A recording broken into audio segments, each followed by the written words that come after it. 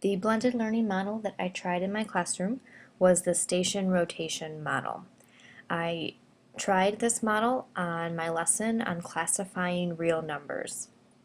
And this was actually the first real lesson of the school year. So after, the first couple days of just getting to know my students, going through, the standard classroom management, checking out textbooks, all that sort of introductory stuff, I just jumped right in with. So here is the typical model of a math classroom. And when I say typical, not every math classroom runs this way, but I'd say in general this is probably how they go, and I know myself included, this was the standard go-to kind of model that I used in my classroom. And so class would normally start with a teacher checking the student homework. Typically it's just for completion points. And then the teacher goes over answers of the homework, asks if students have any questions, and then the teacher works through any problems that the students have questions on. And then the teacher presents today's lesson notes. So he or she works through examples at the board, telling students what to do. And then students might have practice problems to do on their own. Then we might go over it as a class, and then the teacher assigns problems from the book for homework, or maybe a worksheet, mix it up that day. And then the next day, repeat this process all over again. Now there's some days where this model works fine, but after a while I think this can get kind of redundant. And if you notice, these are all the teacher doing this, the teacher doing that, so it's very teacher driven and teacher centered, not student centered. So my goal in this lesson being a station rotation is to make it more student centered. So my lesson objectives were that students will be able to classify real numbers, give examples of the different subsets of real numbers, and define the following terms in their own words: real numbers, rational numbers, irrational numbers, integer, whole number, and natural number.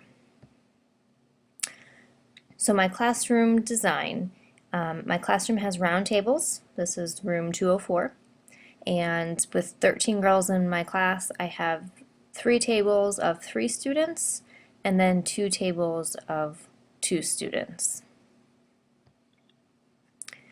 So here are my 4 stations that I used. And for this particular lesson, I did have them go in this order. They had to start with the first one, laptops, and then they had to go to number 2, then number 3, then number 4, and with the assessment. But they didn't have to wait for anybody else to get done. They could go on to the next station whenever they were ready. So the first thing they did was on laptops, which all but 2 have, so I had to borrow 2. They watched a Zaption video that I created titled Real Numbers, and it was posted on our class page.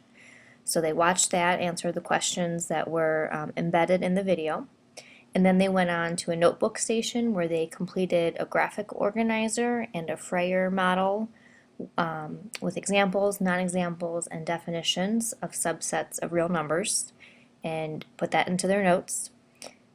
And then they did practice problems, so they grabbed a worksheet which had all sorts of practice problems on it, and they would go up to the teacher desk and check their answers with the answer key.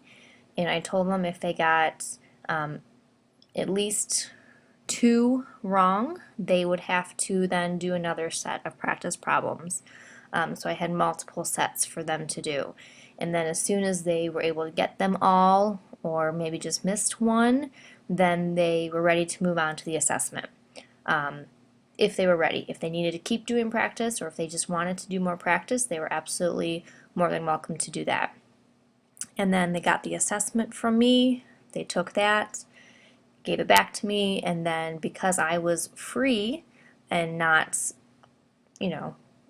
lecturing, I was able to grade it right on the spot because it wasn't long, and then I gave it back to them to fix any ones that they got wrong.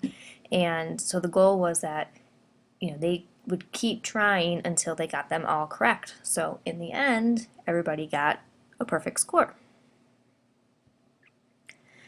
Here's just a picture. At a table I had more supplies, but this was the finished product. That is the note sheet that they created. So they had the graphic organizer with the real number system. So they filled this in from their textbook. And then these colored papers is this Frayer model here on the right, just folded up, and it was color coded to match this graphic organizer up here, and they filled in this Frayer model either from their textbook or any other resource that they could find. And it was basically just a note sheet that they would have information on those vocabulary terms that they need to know.